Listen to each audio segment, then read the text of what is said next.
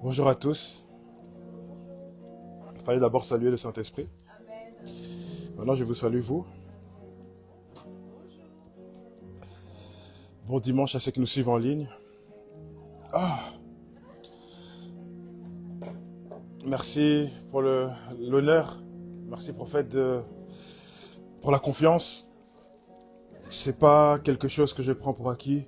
Je remercie vraiment l'Éternel pour la grâce que tu fais, la grâce qu'il nous fait, qui me permet aussi de pouvoir me tenir ici. Et merci pour la grâce qu'il fait, car il a permis à ce que l'homme de Dieu ait confiance en ce qu'il lui a dit et de pouvoir me tenir devant vous. Amen, exactement. Alors ici, j'aimerais vous parler de ce que l'Esprit m'a dit de vous apporter. Alors si je dois donner un titre à ce message, ce serait changement de focus.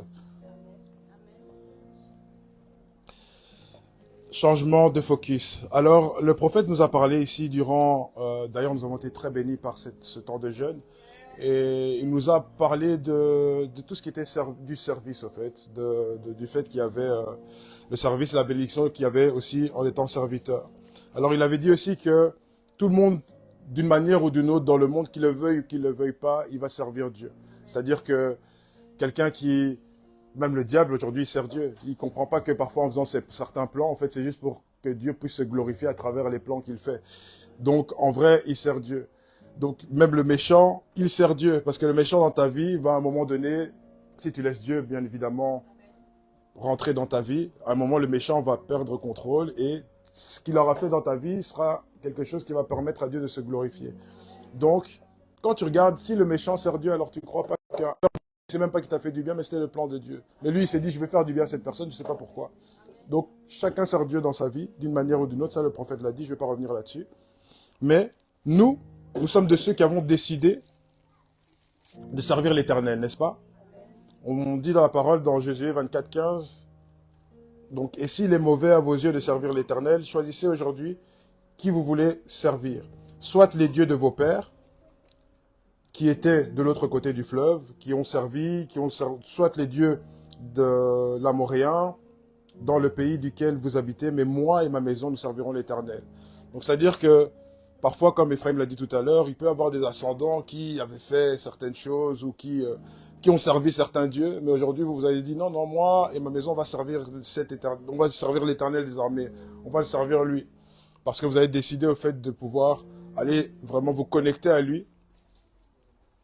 Et il est important en fait de pouvoir vraiment se dire que voilà, de comprendre l'importance d'avoir décidé de choisir Dieu.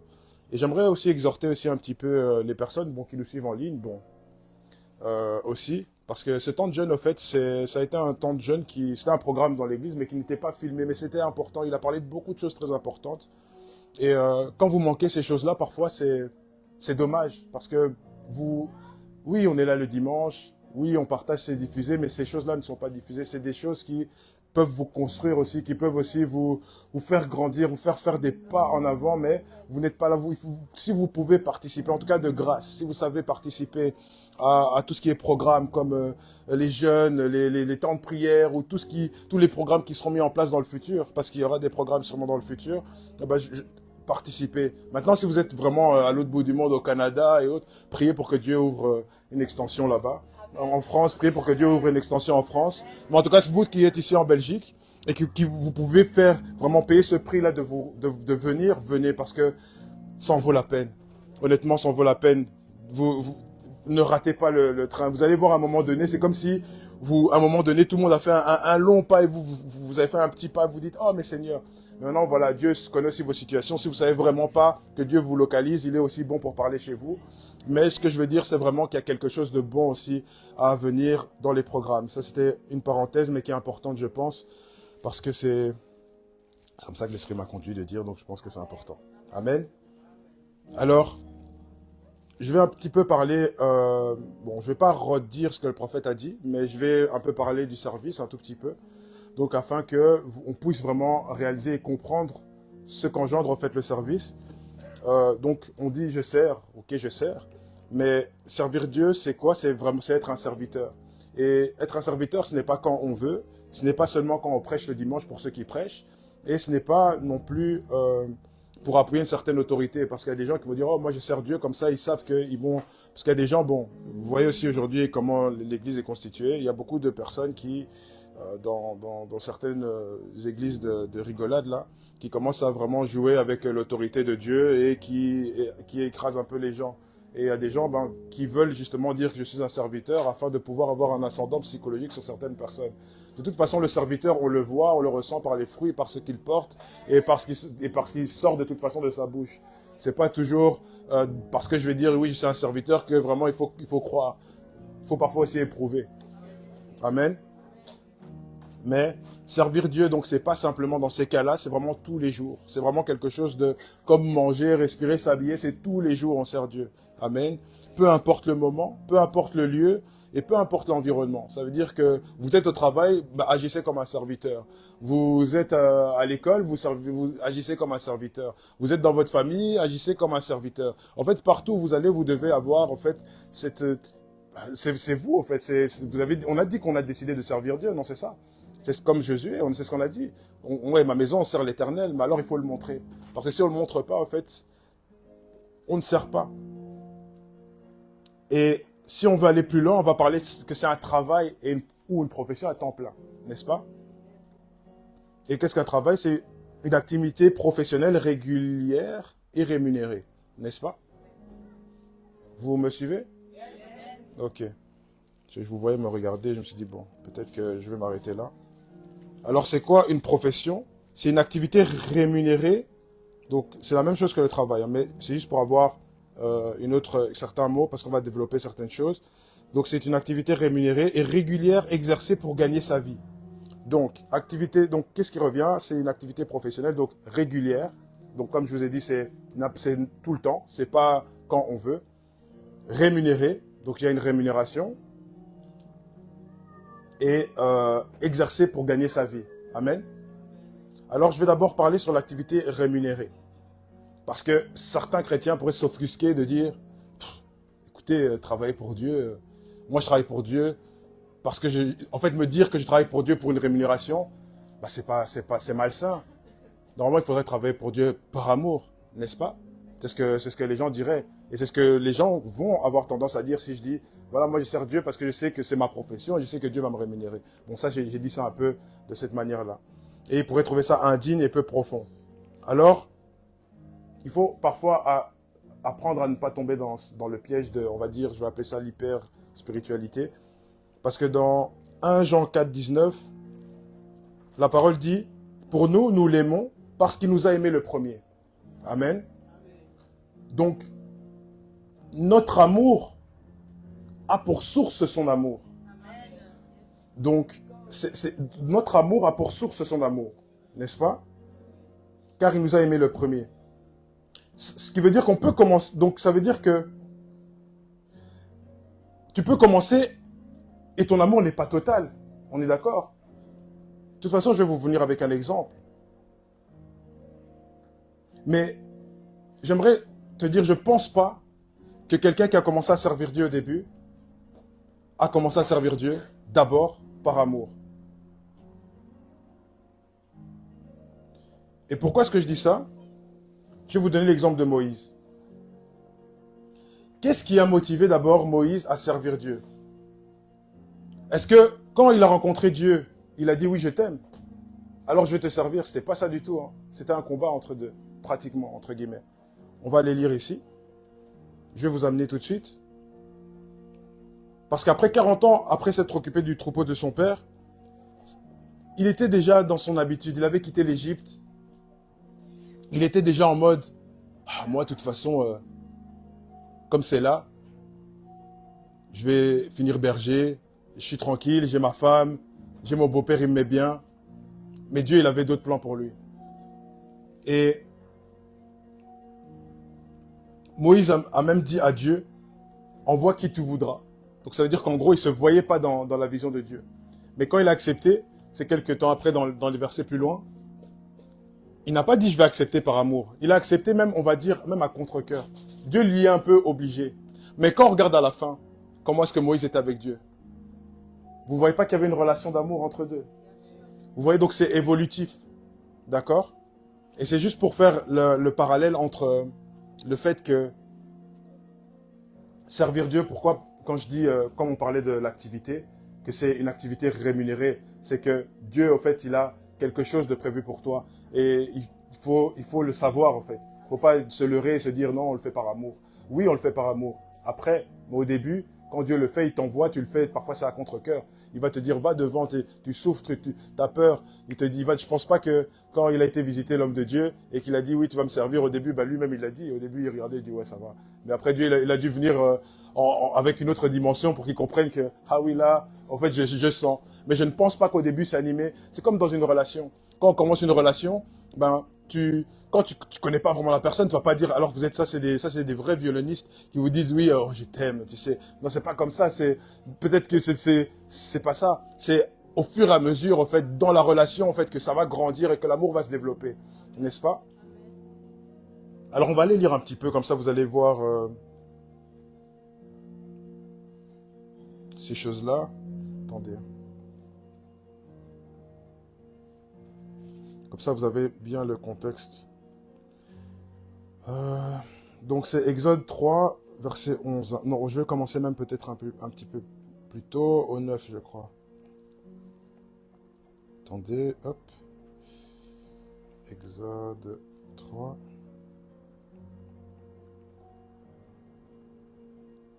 Voilà. Alors, au verset 9... Non, verset 8, je suis descendu pour délivrer de la domination des Égyptiens et pour le faire monter de ce pays juste... Non, non, non, attendez, on va aller... Non, c'est même mieux au verset 7, excusez-moi. L'Éternel dit, j'ai vu la souffrance de mon peuple qui est en Égypte et j'ai entendu les cris qui poussent devant ses oppresseurs. Oui, je connais ses douleurs. Je suis descendu pour le délivrer de la domination des Égyptiens et pour le faire monter dans ce pays jusque dans un bon et vaste pays, un pays où coule le lait et le miel. C'est l'endroit qu'habitent les Cananéens, les Hittiens, les Amoréens, les Phérésiens, les Éviens et les Jébusiens. Maintenant, les cris des Israélites sont venus jusqu'à moi, et j'ai aussi vu l'oppression que leur font subir les Égyptiens. Maintenant, vas-y, je t'enverrai vers le Pharaon, et tu feras sortir d'Égypte mon peuple, les Israélites. Alors, Moïse dit à Dieu, qui suis-je pour aller trouver le Pharaon et pour faire sortir les Israélites d'Égypte? Dieu répondit, je serai avec toi. Et puis il dit, voici pour toi le signe que c'est moi qui t'envoie. Quand tu auras fait sortir le peuple d'Égypte, vous servirez Dieu sur cette montagne. Moïse dit à Dieu, j'irai donc trouver les Israélites et leur dire, le Dieu de vos ancêtres m'envoie vers vous, mais s'ils me demandent quel est son nom, que leur répondrai-je? Et Dieu dit à Moïse, je suis celui qui suis. Et il ajouta, voici ce que tu diras aux Israélites, je suis m'a envoyé vers vous. Dieu dit encore à Moïse, voici ce que tu diras aux Israélites. L'Éternel, le Dieu de vos ancêtres, le Dieu d'Abraham, d'Isaac et de Jacob, m'envoie vers vous. Tel est mon nom pour toujours, tel est le nom sous lequel on fera appel à moi de génération en génération. Va donc rassembler les anciens d'Israël et dis-leur, l'Éternel, le Dieu de vos ancêtres, m'est apparu, le Dieu d'Abraham, d'Isaac et de Jacob. Il a dit, je m'occupe de vous et de ce qu'on vous fait en Égypte. J'ai dit, je vous ferai monter de l'Égypte où vous souffrez dans le pays des Cananéens, des Hittiens, des Amoréens, des Phérésiens, oui, des Éviens et des Jébusiens, un pays où coule le lait et le miel. Ils t'écouteront. Tu iras avec les anciens d'Israël trouver le roi d'Égypte et vous lui direz, l'Éternel, le Dieu des Hébreux, s'est présenté à vous. Permets-nous maintenant de faire 3 journées de marche dans le désert pour offrir des sacrifices à l'Éternel notre Dieu. Je sais que le roi d'Égypte ne vous laissera pas partir, à moins d'y être contraint par une forte intervention. J'interviendrai, je frapperai l'Égypte par toutes sortes de prodiges et j'accomplirai au milieu d'elle. Après cela, il vous laissera partir. Et je gagnerai même la faveur des Égyptiens à ce peuple. Et quand vous partirez, vous ne partirez pas les mains vides. Chaque femme demandera à sa voisine et à celle qui séjourne chez elle des vases d'argent, des vases d'or, des vêtements. Et vous ferez porter par vos filles, vos fils, et vous dépouillerez les Égyptiens. Donc là, ici, on voit donc que l'Éternel a appelé Moïse, que Moïse, il a commencé à dire oui, voilà, comment est-ce que ça se fera? Donc Voilà, c'est comme des objections. Et là, Dieu lui donne son plan. Alors, ici, dans Exode 4, on va continuer. Donc, on dit, à partir du verset 1, Moïse répondit, ils ne me croiront pas et ne m'écouteront pas. Au contraire, ils diront, l'Éternel ne t'est pas apparu. L'Éternel dit, qu'y a-t-il dans ta main? Et il répondit, un bâton. L'Éternel dit, jette-le par terre. Il le jeta par terre et le bâton se changea en serpent. Moïse prit la fuite devant lui. L'Éternel dit à Moïse, tends la main et prends-le par la queue. Et il tendit la main et l'attrapa. Et le serpent redevint alors un bâton dans sa main. L'Éternel dit, voici ce que tu feras, afin qu'ils croient que l'Éternel, le Dieu de leurs ancêtres, est apparu, le Dieu d'Abraham, d'Isaac et de Jacob. L'Éternel lui dit encore, mets ta main sur ta poitrine. Et il mit sa main sur sa poitrine, et puis il la retira. Et voici que sa main était couverte de lèpre, blanche comme la neige. L'Éternel dit, remets ta main sur ta poitrine. Il remit sa main sur sa poitrine, et puis il en retira, et voici qu'elle était redevenue normale. L'Éternel dit, s'ils ne te croient pas et n'écoutent pas le message du premier signe, ils croiront à celui du dernier signe. Et s'ils ne croient toujours pas, même avec ces deux signes, et ne t'écoutent pas, tu prendras de l'eau du fleuve, tu la verseras sur la terre, et l'eau que tu auras prise dans le fleuve se changera en sang sur la terre. Moïse dit à l'Éternel, ah Seigneur, je ne suis pas un homme doué pour parler. Et cela ne date pas d'hier, ni d'avant-hier, ni même du moment où tu as parlé à ton serviteur. En effet, j'ai la bouche et la langue embrassées. L'Éternel lui dit, qui a donné une bouche à l'homme? Qui rend muet ou sourd, capable de voir ou aveugle? N'est-ce pas moi l'Éternel? Maintenant, vas-y, je serai moi-même avec ta bouche et je t'enseignerai ce que tu diras. Moïse dit, ah Seigneur, envoie quelqu'un d'autre que moi. Alors la colère de l'Éternel s'enflamma contre Moïse et il dit, n'y a-t-il pas ton frère Aaron le Lévite? Je sais qu'il parlera facilement pour toi. Non, et qu'il parlera facilement lui. Le voici même qui vient à ta rencontre. Quand il te verra, il se réjouira dans son cœur. Tu lui parleras et tu mettras les paroles dans sa bouche. Et moi, je serai avec ta bouche, avec sa bouche, et je vous enseignerai ce que vous devrez faire. C'est lui qui parlera pour toi au peuple. Il te servira de bouche, et toi, tu tiendras pour lui la place de Dieu. Prends ce bâton dans ta main, et c'est avec lui que tu accompliras les signes. Et Moïse s'en alla, et puis on continue par après. Mais tout ça pour vous mettre le contexte. Donc Dieu a dû se battre pour que Moïse commence. D'accord? Donc là, ici, on voit bien que... et ici, il y a quelque chose que je voulais quand même souligner avant de continuer. C'est que... Ici, on voit qu'il dit que... Donc comme Moïse a voulu reculer et rejeter un peu l'appel de Dieu, il parlera pour toi au peuple. Donc il a pris Aaron, qui va parler à la place de Moïse. D'accord? Et il te sera place, donc il va te se servir de bouche en gros, mais toi en fait par rapport à Aaron, tu seras un peu comme Dieu en fait vis-à-vis d'Aaron, d'accord? Vous me suivez? Il y a une version qui dit ainsi, il sera en fait ton porte-parole auprès du peuple, il sera une bouche pour toi et tu seras comme un Dieu. Donc ce sera un peu son porte-parole auprès du peuple, d'accord? Donc Moïse agira comme une sorte de Dieu vis-à-vis d'Aaron. Ce sera lui un peu la source des instructions. Donc c'est comme si Moïse va aller chercher les instructions. Il prend les instructions, il descend, il les donne à Aaron, et Aaron les publie au peuple. Amen. Et si on va plus loin, c'est comme si Aaron sert de prophète pour le peuple. Parce qu'il transmet la parole, les paroles de Moïse au peuple. Parce que, si on fait le lien, Moïse devient comme Dieu, Aaron devient comme messager, et qui transmet au peuple. D'accord? Dieu donne à Moïse une autorité particulière sur Aaron. Et là même, on peut observer l'amour de Dieu parce que Dieu aurait très bien pu se dire, au fait, Moïse, tu parles trop. Moi, je te demande de me servir, tu veux pas. C'est quoi? Allez, va là-bas. Moi, je vais prendre quelqu'un d'autre et je vais faire mon travail avec quelqu'un d'autre.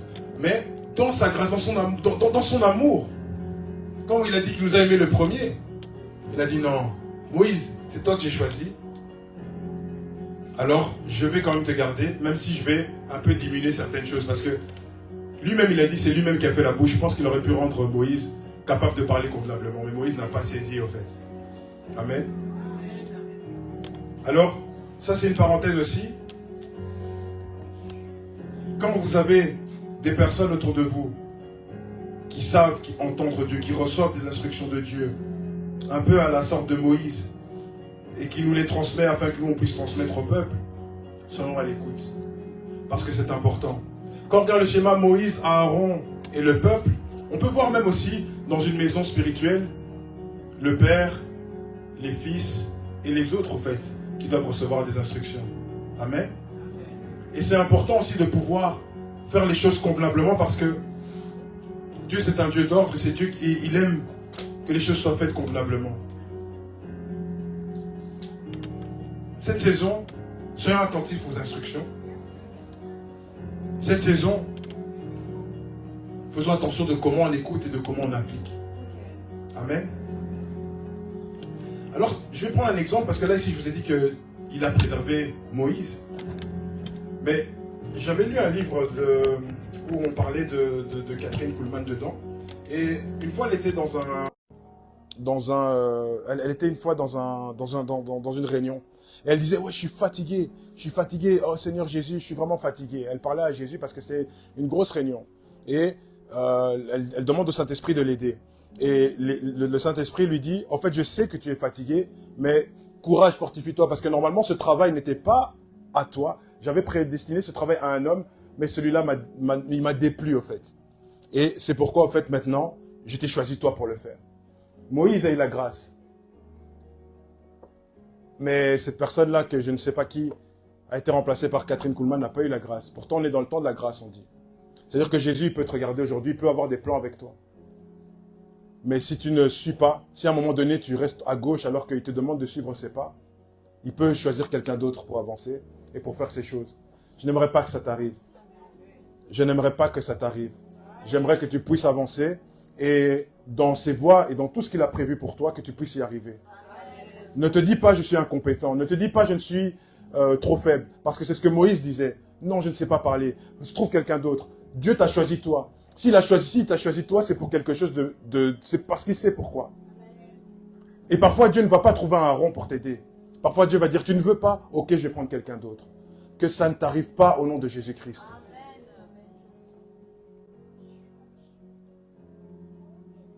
Sache que si tu échoues, Dieu a un plan si tu ne veux pas, Dieu a un plan de secours. Alors, après, on va aller plus loin. Donc, je vais revenir donc au service. Là, c'était une petite parenthèse. Et on voit donc que Moïse, après avoir dit oui à Dieu, c'était cardio. Il a eu droit à des rébellions. Il a eu droit à des soulèvements. Il a eu droit à des tentatives de lapidation contre sa personne. Ce peuple-là, que lui-même, il est parti plaider devant le pharaon. Il est venu, il a prié. Lui-même, il a souffert avec Dieu. Les gens, ils ne savent pas. Il a souffert avec Dieu en face à face. Dieu lui a dit non. Ce même peuple disait parfois, on va lapider Moïse. Hein. Enfin, on va se trouver un roi. Ah, nous, on va faire ceci, on va faire cela.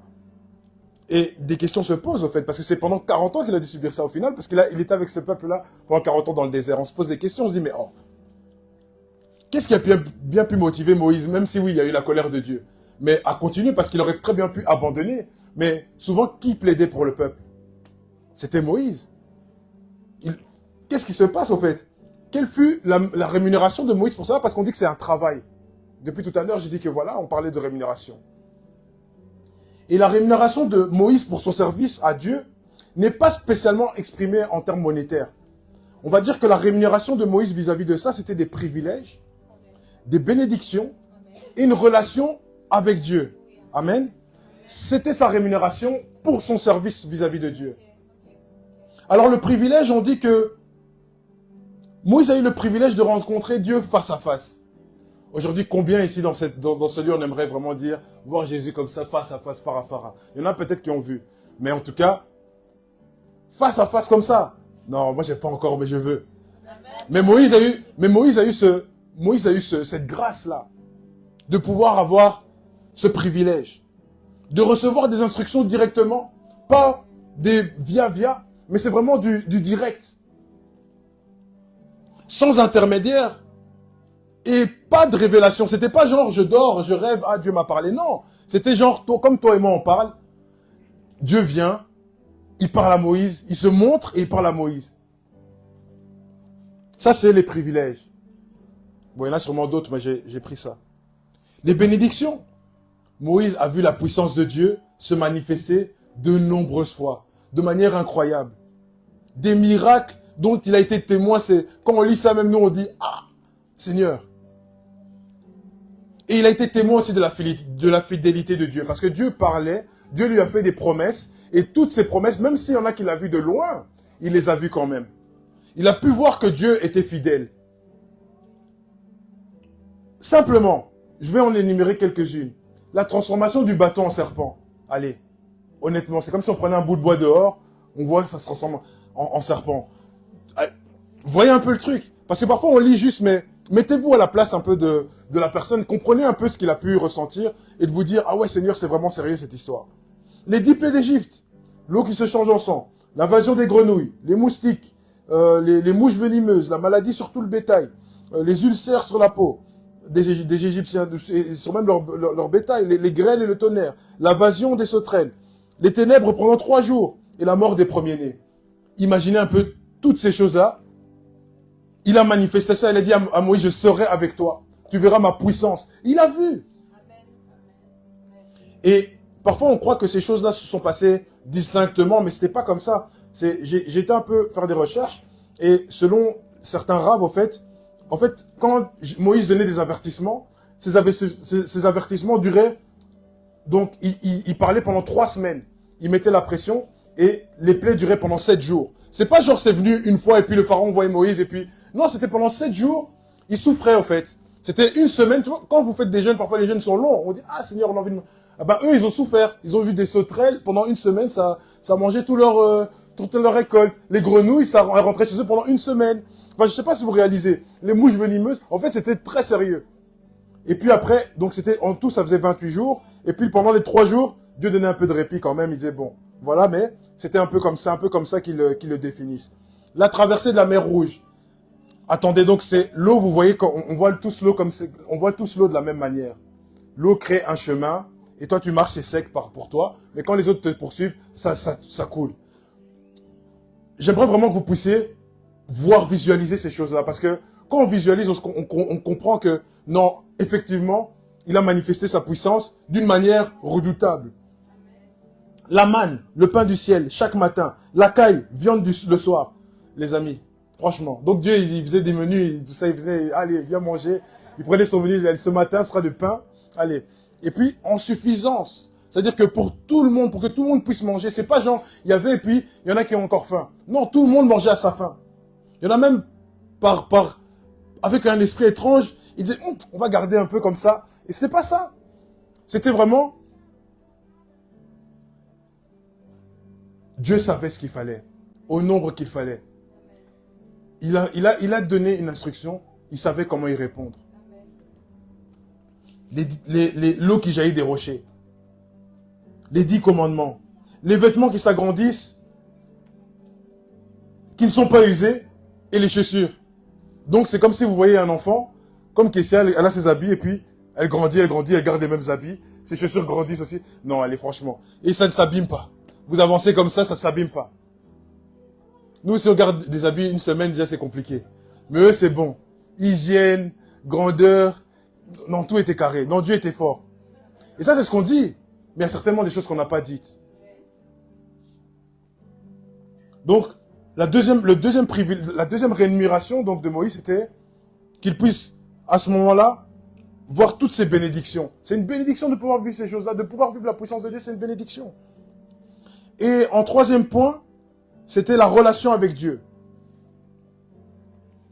On peut aller dans Exode 33.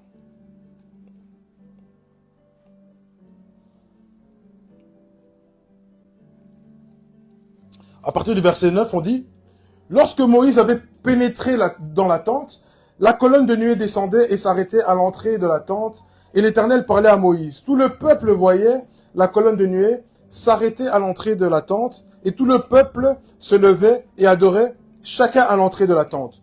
L'Éternel parlait avec Moïse face à face comme un homme parle à son ami. Puis Moïse retournait au camp tandis que son jeune assistant Josué, fils de Nun, ne sortait pas de la tente. » Donc vous voyez que on dit, il parlait face à face comme un homme parle à son ami. Vous comprenez que il avait une relation privilégiée. C'était la relation avec Dieu c'était ça sa rémunération. Et lui, il était vraiment en train de se dire, non, Seigneur, quelle grâce tu me fais. Les autres devaient attendre dans la tente, mais lui, il était à l'intérieur. Mais il y a une petite parenthèse aussi que j'aimerais vous dire. Josué avait la grâce de rentrer aussi dans la tente. Il faut comprendre une chose. Si vous savez qu'il y a un homme qui est l'ami de Dieu, le prophète en a parlé aussi pendant le jeûne, c'est pour ça que je vous dis, il faut venir et assister à ces choses-là. Si Moïse, qui était l'ami de Dieu, avait des accès privilégiés pour voir, Josué, par l'intermédiaire de l'ami, a pu avoir les privilèges que l'ami avait. Il a pu pénétrer dans la tente, il a pu voir ces choses-là parce que il était, lui c'était le disciple, c'était un peu le fils de Moïse. Donc, quand nous sommes de bons fils, d'un ami de Dieu, vous voyez où je veux venir? Vous voyez où je veux en venir? Faisons attention, agissons convenablement, parce que quand il rentrera dans la tente, nous rentrerons dans la tente aussi. Et nous pourrons voir certaines choses qui nous permettent de pouvoir dire non Seigneur, j'ai pu être témoin de ça. Josué n'aurait pas pu voir ça s'il n'était pas correct s'il n'était pas un fils correct, parce que Moïse ne pouvait pas venir. Je ne pense pas que Moïse a pris un fils qui était aléatoire. Josué était quelqu'un qui, même vous avez vu, quand ils les ont envoyés aller visiter, tous les autres ont fui. Tous les autres ont fui, ils ont commencé à raconter n'importe quoi. Mais Josué était là, il a dit, il est venu donner des vrais rapports. C'était un vrai fils. Nous, on veut des vrais fils. C'est les vrais fils qui rentreront dans ce genre de choses. Les autres là, bon, soyons tous des vrais fils, comme ça, voilà, comme ça, il n'y a pas de problème. Comme ça, il n'y a pas de jalousie. Et il y a un passage qui parle aussi de la rémunération, mais là, j'irai un peu là, on va aller dans Apocalypse rapidement. Apocalypse 22, 12. Je vais lire rapidement. Donc, voici, je viens bientôt et j'apporte avec moi ma récompense pour traiter chacun conformément à son œuvre. Amen. Je vais aller dans une autre version, je pense que c'est mieux dit. Voici, je viens bientôt et ma récompense est avec moi pour rendre à chacun selon que sera son œuvre. Donc, aujourd'hui, nous agissons, mais Dieu prépare quelque chose pour nous par les œuvres que nous avons faites. Amen. Donc, vous voyez bien que servir, c'est vraiment une activité, comme on peut le dire, qui est rémunérée. Alors oui, parfois Dieu peut donner des biens. Alors oui, Dieu parfois il peut faire ceci, cela. Mais ne voyez pas toujours, quand on parle de rémunération, l'argent. Il y a des choses parfois qui ont plus de valeur que l'argent. Vous croyez que rencontrer Dieu, ça avait plus de... Moïse aurait jeté l'argent pour voir tout ce qu'il a vu avec Dieu. Mais je parle de ça parce que aujourd'hui, l'homme est beaucoup attaché à l'argent. On est trop attaché à ça en se disant, même si oui, il faut bien vivre et Dieu pourvoit nos besoins. Mais comprenons qu'il y a mieux que ça. C'est pour ça que Dieu parle de maman dans la Bible. On ne peut pas servir Dieu et maman. Parfois, il y a des hommes de Dieu qui se perdent parce qu'à un moment donné, ils se détournent et se disent, bon, en fait, là, ils ont perdu leur premier amour. Ils étaient rentrés dans cet amour et puis à un moment donné, ils ont vu les richesses. Ils ont dit, mais que les bénédictions de Dieu dans vos vies ne vous détournent pas du premier amour, ne vous détournent pas de Dieu au nom de Jésus-Christ. Parce que beaucoup ici seront élevés d'une manière dont ils n'imaginent même pas. Mais dans cette élévation, ne perdez surtout pas le premier amour. Ne perdez pas la manière dont... Rappelez-vous à chaque fois quand Dieu est venu vous parler. Rappelez-vous à chaque fois de tout ce qui s'est passé entre vous. C'est comme si, je vais aller dans un exemple plus concret, comme ça vous voyez clair. C'est comme si quelqu'un, en fait, aujourd'hui, il rencontre son mari ou sa femme, et à un moment donné, pendant leur relation, son mari ou sa femme l'arrange et tout ça. Donc au début, il était un peu comme ça, et puis sa femme vient ou son mari vient, qui commence à s'habiller trop bien, la femme pareil, et puis maintenant de l'autre côté, maintenant il commence à plaire aux autres. Allez, toi, je te mets de côté, maintenant je vais commencer à faire des trucs de... Non, c'est pas ça. C'est pas comme ça. C'est se détourner, c'est pas comme ça qu'on fait. C'est toujours se rappeler, au fait. Seigneur, c'est toi. Ça, c'est grâce à toi. Merci, Seigneur. Ça ne vaut rien. Même si j'enlève ça, il n'y a pas de souci. Parce que c'est toi, c'est sur toi que je me focus. Abraham avait eu ça.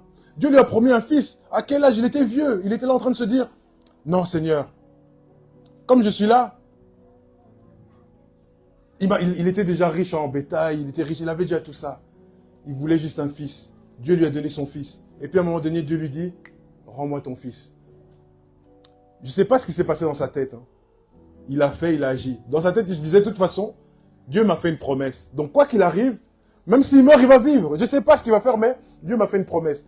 Mais il était plus attaché à sa relation avec Dieu plutôt qu'à sa promesse. Et c'est comme ça, et c'est à ce stade-là que nous devons être, nous serviteurs, d'être attachés à notre relation avec Dieu, à ce que Dieu peut nous apporter, à comment Dieu est avec nous, plutôt qu'à tout ce qu'il peut nous donner, en fait.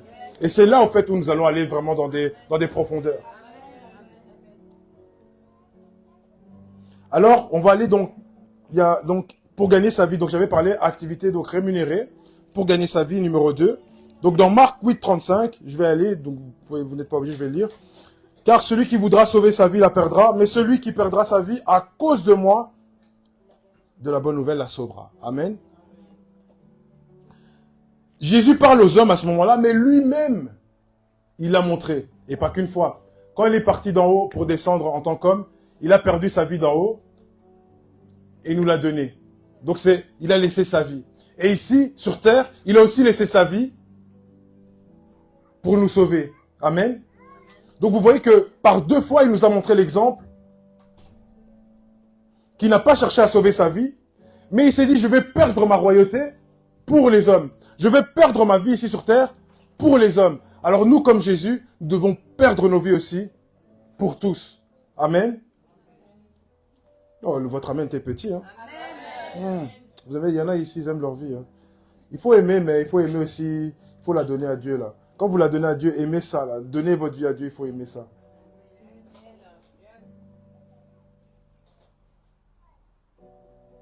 Et on a parlé du service. Ici, j'ai parlé un peu du service pour comprendre un petit peu c'est quoi le serviteur, mais on ne sert pas Dieu comme ça et comme on veut au fait. Et on ne sert pas Dieu comme on veut, de la manière qu'on veut. Oui, tu es un serviteur, mais maintenant, ne fais pas les choses aussi de manière, comment dirais-je, de manière aléatoire, de manière bizarre. Pourquoi? Parce que, quand on regarde bien, je vais prendre l'exemple de Élisée. Élie était un serviteur. Il a montré à Élisée comment être serviteur, mais Élisée, ses fils étaient un peu parfois... Hein? Donc, vous voyez donc que il y a une manière de servir. Et pour ça, il faut être instruit, n'est-ce pas?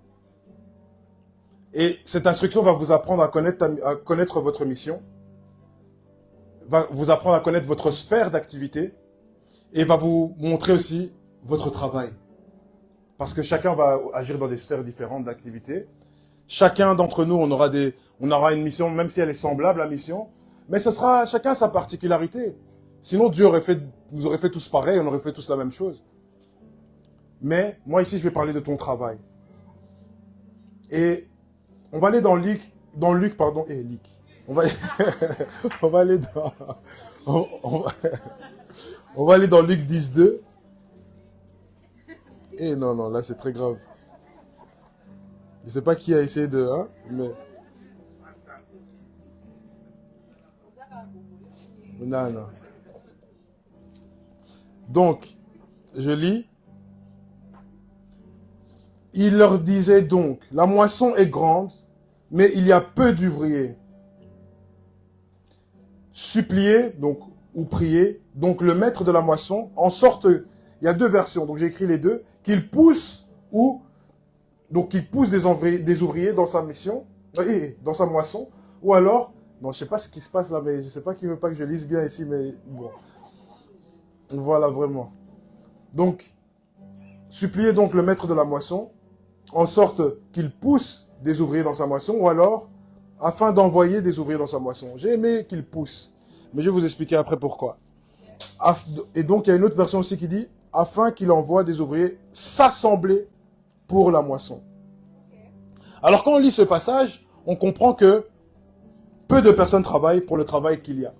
C'est-à-dire que Dieu, il nous dit, c'est une activité rémunérée, il faut travailler. Mais les gens ne travaillent pas. C'est pour ça qu'il dit, il y a peu d'ouvriers. Moi, j'ai donné un travail, mais il y en a peu qui travaillent. Il y en a qui sont au chômage. Et Jésus nous dit de prier le maître de la moisson afin d'envoyer des ouvriers dans sa moisson. Il nous dit aussi que les ouvriers doivent s'assembler dans sa moisson. Amen. Donc, vous comprenez une chose, c'est qu'il y a peu d'ouvriers, il faut prier Dieu pour cela, et il peut pousser des ouvriers. Ça veut dire que, on va y venir après, c'est mieux de venir après, je vais aller crescendo. Jésus nous demande donc de prier pour qu'il y ait des ouvriers supplémentaires. Ça veut dire que Jésus avait ce souci des âmes. Il se dit non, il y a un problème, il y a des âmes qui se perdent trop. Il y a un travail qui est là, mais il y a peu d'ouvriers. On va changer le focus, on va commencer, peut-être que les gens étaient focus à Seigneur, parce que les gens ils disaient fils de David, parce que peut-être qu'ils avaient des situations compliquées, ils disaient ah quand le roi va venir, ma situation va s'arranger, quand ceci, cela va venir, il y a cela qui va arriver. Mais Jésus a dit non, non, non, le focus que moi j'ai, je vais vous montrer comment ça marche, le focus que moi j'ai, c'est le focus des âmes, parce qu'il y a peu d'ouvriers. Nous on a un travail, on est né avec alors on a décidé, comme on a dit tout à l'heure, de suivre Dieu. Si on a décidé de suivre Dieu, c'est qu'on a décidé d'être serviteur. Si on a décidé d'être serviteur, c'est qu'il y a un travail. Et ce travail, nous devons l'exécuter. Sinon, alors on arrête de faire semblant. Dieu, il n'aime pas les tièdes. Donc, si tu es tiède, il te vomira. Soit froid ou soit chaud. Et puis voilà, choisis ton camp. Mais, si tu veux vraiment être serviteur, alors à ce moment-là, il faut que tu travailles. C'est simple. Et c'est ce que Jésus est venu nous montrer. Travailler pour les âmes. J'ai le souci des âmes, vous mes ouvriers, vous aurez le souci des âmes aussi. Et il n'y avait pas assez d'ouvriers actifs ou réels. Pourquoi actifs? Parce que il y en a qui se disent ouvriers, mais ils ne sont pas des ouvriers. Et réels, il y en a qui se disent des ouvriers, mais ce ne sont pas des ouvriers, tout simplement. Aujourd'hui, on voit des églises abondantes parfois, remplies de pasteurs, et c'est pas pour... De toute façon, je ne cite pas de nom. Mais ce que je veux dire, c'est plus dans le sens que il y a trop de faux aujourd'hui. Et les ouvriers sont faux, ils sont pas vrais parfois. C'est pour ça que parfois quand j'entends des témoignages des personnes qui ont été, des gens qui sont détournés de Dieu à cause d'ouvriers en fait. Parce qu'il y a des gens il y a des ouvriers qui ont abusé de leur autorité, qui ont abusé de leur titre d'ouvrier, et des âmes se sont éloignées de Dieu. Ils ont dit, moi je mettrai plus jamais les pieds dans une église. Ah moi, Dieu c'est fini. Il y a des gens, ils ont fait des crédits, des trucs impossibles pour les gens, et ils ont été vraiment abusés. Ils ont dit, moi c'est terminé.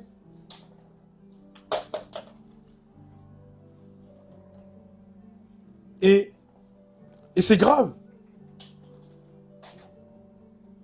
Et deuxième point, il dit on doit s'assembler pour la moisson. Dans une version, il dit afin que les ouvriers s'assemblent dans la moisson. Et s'ils doivent s'assembler, ça veut dire que les ouvriers doivent travailler entre eux. Mais aujourd'hui, ils ne travaillent pas entre eux. Jésus est venu, il a tout donné au fait. Aujourd'hui, c'est telle église, tu vas pas dans telle église. Ah bah t'as raté ta vie, toi c'est la meilleure église, t'as pas vu, on a 15 000 membres, frérot. Toi, il y a combien de membres? Non, allez, non, c'est pas ça. C'est pas ça, travaillons ensemble, en fait. C'est ça que Dieu nous demande de faire. Parce que la moisson est grande, il y a trop. Et c'est simplement ça, en fait, qu'il nous demande. Aujourd'hui, c'est mon église est la meilleure, mon pasteur est le meilleur. Et des groupuscules se créent, comme ça, calmement. Et on est là, et nous aussi, comme des moutons, on suit aussi le mouvement. C'est pas comme ça. Si il y a différents serviteurs, s'il y a différentes maisons, c'est simplement parce que chacun a ses caractéristiques. Et ces caractéristiques sont importantes dans le monde, à sa manière pour pouvoir... A ne pourra pas faire comme B, B ne pourra pas faire comme C, et C ne pourra pas faire comme A ni comme B. Et il faut que chacun dans son couloir puisse travailler afin que on puisse prendre toutes les âmes. Parce que c'est comme si c'était un grand filet. A, B, C, c'est un filet. Et que maintenant il y a un trou, parce que C, il se dit, oh non, moi je suis meilleur que les autres. C'est-à-dire que quand on va jeter le filet, ben les âmes vont passer à travers. Les autres vont prendre, mais eux ils vont passer à travers parce que on n'est pas soudés. Si on est soudé, on peut être un filet robuste, redoutable et qui ne se déchire pas. Et quand on va jeter le filet, on va tirer, on pourra attraper le plus d'âmes possible. Mais c'est pour ça qu'il faut travailler les mains dans les mains.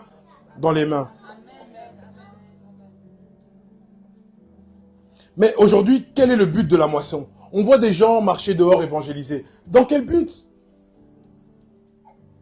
C'est pour juger les gens qui ne viennent pas à l'église. Moi, une fois, j'étais à la gare du Midi, on m'avait dit, on est venu me dire, ah, tu crois en Jésus? J'ai dit, oui, je crois en Jésus. Ah, tu vas dans quelle église? J'ai dit, donc, après, j'ai dit, donc, si je vais pas à l'église, bon, moi, j'ai voulu déranger aussi, hein. Donc, j'ai dit, si je vais à l'église, donc, si je vais pas à l'église, ça veut dire que je ne crois pas en Jésus. Il a dit, Non, c'est pas ça, mais c'est que c'est aléatoire. J'ai dit, ah, donc il faut aller, et c'est quoi ton église? Il dit, oui, viens, comme ça tu vas voir là, tu vas découvrir Jésus. Donc si je vais dans une autre église, je vais pas découvrir Jésus. J'ai pas dit ça. Je dis juste que, tu vois mon église là, je suis sûr que tu vas rencontrer. Donc ça devient une propagande pour l'église. C'est pas ça, alors que si quelqu'un dit que moi j'ai été dans mon assemblée et que ça se passe, ou que oui, mes parents vont là-bas, même si c'est là-bas, bon, maintenant c'est chacun doit avoir son chacun. Mais je veux dire que, moi, je voyais ça plus comme du recrutement. Aujourd'hui, parfois, l'évangélisation, c'est du recrutement pour agrandir l'église et pour après, je sais pas, moi, remplir des caisses ou des trucs. C'est pas ça, en fait. C'est triste, hein. Mais c'est ce qui se passe actuellement. Est-ce que vous sentez parfois l'amour dans l'évangélisation? Est-ce que vous sentez vraiment cet amour que Dieu nous a donné en premier et qu'on doit communiquer aussi aux autres? Est-ce que vous sentez ce souci de je veux vraiment t'aider? Quand quelqu'un veut t'aider, tu le sens. Ou quand quelqu'un veut t'aider, parfois il y a des gens, ils vont venir vers toi pour savoir ton histoire, pour rigoler de toi. Mais quelqu'un d'autre va venir près de toi pour savoir ton histoire, pour aller prier pour toi. Et c'est vraiment ça, en fait, qu'il faut regarder, c'est avec quel cœur tu vas évangéliser. Est-ce que c'est vraiment pour se soucier des âmes, ou bien c'est juste pour faire comme, pour dire, ah, tu vas mettre sur Instagram, j'ai été évangélisé dehors. Non, c'est pas ça. La moisson, c'est pas pour agrandir son église. Et c'est pas pour avoir plus d'offrandes. Ça, c'est du recrutement. On fait ça dans les sociétés, c'est pas ça.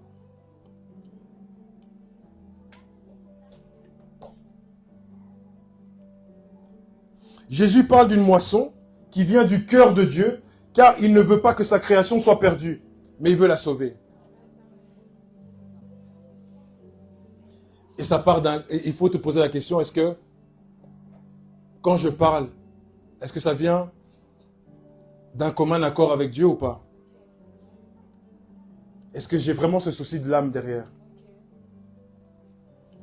C'est pour ça que un vrai serviteur va toujours veiller à garder pure sa mission, en restant connecté avec son Père, en restant connecté avec Dieu. C'est très important. Ma mission, elle sera pure si je reste connecté à Dieu. Dès que je me déconnecte de Dieu, cette pureté s'estompe. Tu peux commencer avec de bonnes intentions et tes intentions changent après. Tout simplement parce que tu t'es perdu à un moment donné. Mais que ça ne t'arrive pas au nom de Jésus-Christ. Alors, si Jésus demande que nous prions afin d'envoyer des ouvriers dans sa moisson à lui, c'est qu'il y a plusieurs moissons, n'est-ce pas? Et on va le découvrir maintenant. On va aller dans Matthieu 13, 24.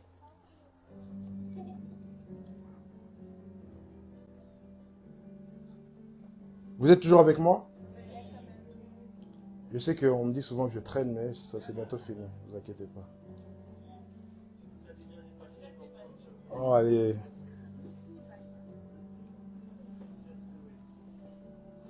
Je vais essayer de respecter. Aïe, aïe, aïe, aïe. Seigneur, préserve-moi, s'il te plaît.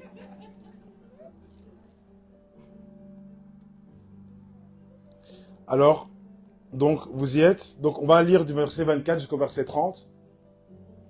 Alors, il leur proposa une autre parabole disant, le royaume des cieux a été fait semblable à un homme qui semait de bonnes semences dans son champ. Donc, à chaque fois, je vais m'arrêter, comme ça, je vais décortiquer, ça va peut-être aller un peu plus vite. Donc, l'homme qui sème représente le Fils de l'homme. D'accord? Et le champ représente le monde. Verset 25. Mais pendant que les hommes dormaient, son ennemi vint et sema de l'ivraie parmi le blé et s'en alla. Son ennemi, c'est qui? L'ennemi du Fils de l'homme, c'est le diable. Verset 26. Et lorsque le blé monta et produisit du fruit, moi je dirais même commença à produire du fruit, alors l'ivraie aussi parut. Le blé représente les fils du royaume, donc c'est les croyants, les personnes justes et qui portent du fruit. Amen. L'ivraie symbolise les fils du méchant, les personnes fausses, les hypocrites, le mal ou le mal en général. Amen. Verset 27. Les esclaves du maître s'approchant leur dirent, Seigneur, n'as-tu pas semé de bons grains dans ton champ? D'où viennent ces mauvaises herbes? Et les esclaves du maître, c'est les serviteurs, les ouvriers, les travailleurs en fait. Ça représente les disciples de Jésus, les disciples de Dieu. Verset 28, il répondit, c'est un ennemi qui a fait cela. le serviteur lui demanda, veux-tu que nous allions cueillir, arracher la mauvaise herbe? Et au verset 29, il lui répondit, non, car si vous arrachez la mauvaise herbe, vous risqueriez d'arracher aussi le blé. Donc, d'apparence, les deux graines ont l'air semblables. D'accord? C'est pour ça qu'il l'a conseillé de ne rien faire. Parce qu'ils sont semblables.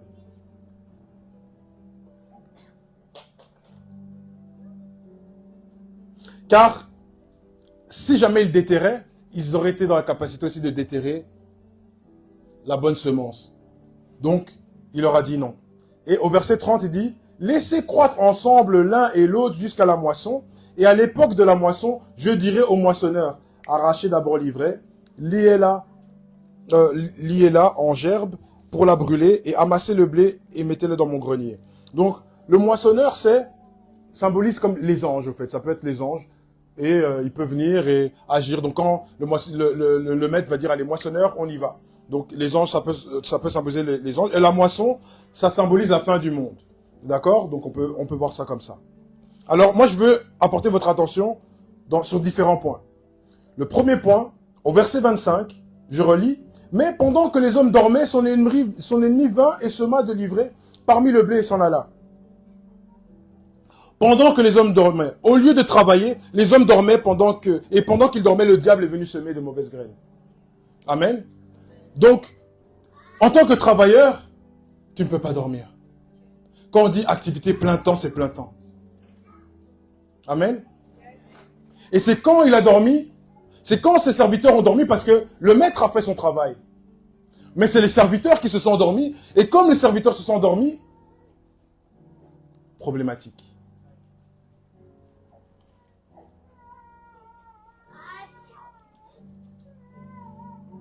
La semence a été affectée. Ça veut dire que si on arrachait la semence, la mauvaise semence, on allait aussi déterrer la bonne semence. Maintenant, on va aller voir la deuxième chose, au verset 27. Seigneur, n'as-tu pas semé de bonnes semences dans ton champ? D'où vient donc l'ivraie? Alors, si on regarde, le serviteur qui dormait, qui n'a pas vu, il se dit à un moment donné, bon, d'où vient cette mauvaise herbe? Je comprends pas. Mais tu as raté quelque chose au fait. Pendant que tu dormais, il y a des choses qui se sont passées. Et toi, tu vois ça après et tu ne comprends pas d'où ça vient. Je prends un exemple. Tu es un bouclier pour ta famille. Et tu es censé prier tout le temps pour ta famille. Maintenant, un jour, tu t'endors, tu dors. Au fait, tu travailles pas, tu dors. Tu veux pas travailler et prier pour ta famille, tu dors. Le diable, il vient, il frappe d'une maladie comme ça, sans effet, mais bon. C'est pas toi, c'est quelqu'un d'autre, l'exemple. Il vient, il frappe il y a quelque chose qui frappe. Maintenant, tu viens, tu dis, Seigneur, mais d'où vient cette maladie? Moi, j'ai déjà prié pour ma famille, c'est pas normal. Tu as dit que moi et ma maison, tu as dit, mais tu sers pas, en fait. Tu sers pas, mais tu dis, moi et ma maison, on sert l'Éternel. Tu sers pas, mais quand ça te frappe, tu poses des questions, tu retournes vers Dieu et tu as l'audace de demander à Dieu d'où ça vient. Tu dormais. Et la conséquence, c'est que tu laisses des accès. Et en plus, il a l'audace de dire, veux-tu donc que nous allions, que nous cueillions? Donc ça veut dire, maintenant, c'est genre, en gros, il voit ça, il remet déjà la faute, il dit, Seigneur, mais d'où ça vient?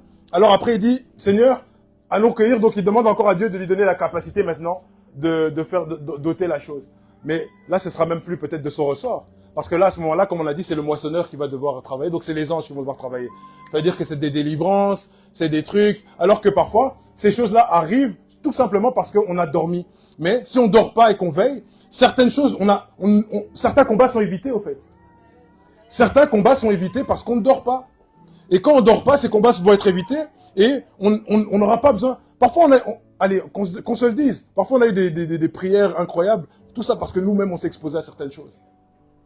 Et c'est pas parce que c'était un combat initial ou bien c'était prévu. C'est parce que nous-mêmes, on a créé ce chemin. Et maintenant, pour nous en détourner, il fallait une activation angélique, il fallait des anges, il fallait que Dieu vienne mettre sa main et tout ça. Alors que, à la base, c'était pas nécessaire. Vous comprenez un peu dormir ce que ça peut engendrer? Pendant que nous dormons, le diable, lui, ne dort pas. Et après, on demande à Dieu d'où vient les trucs. Ça va pas, c'est de la folie, ça. Donc, notre sommeil a engendré des conséquences et parfois, elles ne sont pas réparables au moment où on constate. C'est seulement par l'intervention de Dieu après elles vont être réparées. Mais parfois, ça peut prendre du temps et parfois pas. Parfois, même Dieu, c'est une leçon de vie. Hein. Parfois, tu vas vivre un truc, tu vas dire la porte elle est complètement fermée ou il y a quelque chose. Évitons ces choses-là, s'il vous plaît. Amen. Nous devons vraiment veiller à ne pas dormir. Vous savez, si Jésus a dit, demandez d'envoyer des ouvriers dans sa moisson, c'est qu'il y a une autre moisson. Le diable aussi prépare sa moisson. Le diable aussi, il travaille. Le diable prépare sa moisson, il vient déposer aussi comme Jésus dans le but de détruire. Un, détruire la moisson de Jésus, et deux, avoir aussi beaucoup sur la terre. Et aujourd'hui, on peut dire que le diable, en tout cas, il a travaillé. Il a vraiment travaillé. Quand on regarde, il a travaillé. Mais aujourd'hui, il faut que des serviteurs se lèvent et se disent, comme lui-même, il veut détruire nos semences, ah ben, on va détruire ses semences. On va détruire les semences du diable, et notre moisson sera plus grande que celle du diable. Parce que ce serait trop triste que Dieu, dans son amour, il a créé l'homme, pour que l'homme l'adore, l'homme le loue, et qu'il y ait plus en bas qu'en haut. Jamais, s'il vous plaît. Qu'on ne permette pas ça. Et que nous, on ne permette pas ça. Que nos générations qui nous suivent ne permettent pas ça. Que ce soit nos enfants biologiques. Si on a des enfants spirituels, que ce soit des enfants spirituels. Que toutes les personnes qu'on impacte ne puissent pas permettre que la moisson du diable soit plus grande que la moisson de Dieu. Jamais. Et pourquoi est-ce que Jésus demande qu'on les laisse croître ensemble? C'est simplement pour pouvoir les distinguer. Parce qu'il faut une distinction. Il a dit à un moment donné que quand le blé va pousser, il commençait à produire du fruit, n'est-ce pas? Donc, c'est quand il produit du fruit, on reconnaît un arbre par ses fruits, comme on dit, hein, n'est-ce pas? Et quand on travaille, à la fin, on doit voir le fruit de cela. Ça veut dire que si on a bien travaillé, on observe le fruit, on se dit, ah, le travail a bien été fait. Mais le diable peut planter aussi. Un arbre peut pousser. Et comme il a dit, Jésus n'a demandé de ne pas l'arracher, c'est qu'il y a une distinction qui est forte. C'est-à-dire que l'arbre, tu peux le regarder, il peut être beau. Et tu vas faire, l'arbre est beau. Mais si tu ne regardes qu'à l'arbre et qu'au feuillage, tu vas être trompé. La Bible dit, c'est au fruit. Veillez à regarder le fruit. On ne te mentira pas, c'est par les fruits. On va te mentir par l'arbre. On va te mentir par les écorces de l'arbre. On va dire, l'arbre là, cette écorce là vraiment. On va te mentir par même les racines de l'arbre. Tu vas te dire, il est vraiment raciné. J'ai l'impression qu'il est enraciné vraiment dans les choses de Dieu. On va te mentir par le feuillage. Il est tellement beau. Mais on ne pourra pas te mentir par les fruits. Le fruit, on ne pourra pas te mentir. Et si ça a vraiment porté du fruit, un fruit quand il tombe, il y a aussi des graines à l'intérieur de ce fruit. Quand quelqu'un mange, ça tombe dans la terre. La terre, ça peut représenter l'homme. Le fruit tombe dans l'homme. L'homme, de ce fruit-là, peut pousser encore un autre arbre. Donc ça veut dire que si le fruit est bon, il va produire d'autres fruits par d'autres personnes. N'est-ce pas? Et donc je vais un peu me répéter. Le diable travaille pour sa moisson. Et quand on regarde le monde, on voit qu'il a trop d'avance actuellement. Les gens dorment, sont occupés à comparer la taille de leurs églises et en train de faire n'importe quoi en fait. C'est vraiment ça. Le diable, il a même pénétré notre milieu. Faux pasteurs, fausses églises, faux miracles. Il est vraiment en train d'abîmer au fait notre royaume. Et nous devons vraiment changer notre focus et arrêter d'être égoïstes. Parce que quand on ne pense pas aux âmes, désolé de le dire, mais on est égoïste. Quand on pense qu'à nous, on est égoïste. On doit penser corporativement. Alors oui, il y a des choses pour nos vies. Et Dieu ne nous laissera pas. Moi, je me souviens, à un moment donné, je priais souvent sur certaines choses. Seigneur, ça. Et un jour, Dieu m'a dit, hey, toi, occupe-toi de mes choses. Moi, je vais m'occuper des tiennes. Mais toi, occupe-toi de mes choses. Il m'a pas dit ça qu'une fois. Parce qu'à un moment donné, quand t'as entendu ça, et puis tu commences, et puis 3 mois après, t'oublies, tu recommences, ton focus, il change. Dieu revient, moi, je t'ai dit, occupe-toi de mes choses. Moi, je m'occuperai des tiennes. Et puis, tu recommences. Et puis là, ça prend plus 3 mois, ça prend 6 mois. Et puis après 6 mois, tu rechanges de direction. Et puis Dieu te dit, Lionel, qu'est-ce que je t'avais dit la fois passée? À chaque fois, il te revient avec une claque pour te redire, mais qu'est-ce que je t'ai pas dit la fois passée? Je t'ai dit, t'as déjà la réponse, pourquoi tu te bats, au fait?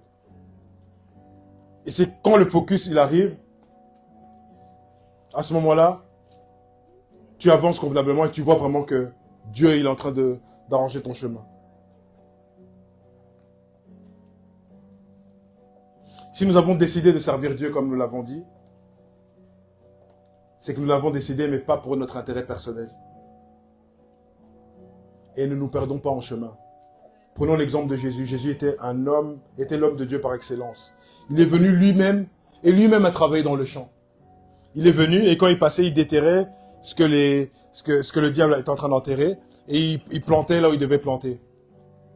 Certains arbres même ont porté du fruit, parce qu'on a pu voir ses disciples porter du fruit, et faire en sorte que d'autres portent du fruit. Donc on a pu voir toutes ces choses-là. Il a dit qu'on devait être comme des imitateurs pour lui. Soyons des imitateurs, n'est-ce pas? Alors c'était mon message. Nous devons faire la même chose. Parce qu'il est vraiment notre véritable exemple. J'aimerais que tu gardes ça en tête. Que tu te dises que les âmes, c'est important. Que tu te dises que servir Dieu, ce n'est pas simplement pour moi. Tu vas être béni par le service. Mais n'oublie pas qu'il y a un focus. Et c'est pas toi. Et une fois que tu auras compris, Dieu va agir, il va changer les choses dans ta vie, tu ne vas pas comprendre. Tu vas te dire, ah c'était ça Seigneur, j'ai perdu du temps. J'ai prié comme ça, j'ai fait des jeûnes comme ça, alors que ce jeûne-là, après les jeûnes ne sont pas inutiles, ils ne sont jamais inutiles. Mais tu aurais pu manger parce que Dieu il t'avait demandé juste de faire quelque chose, mais que tu n'as pas fait. Tu as fait un jeûne lourd.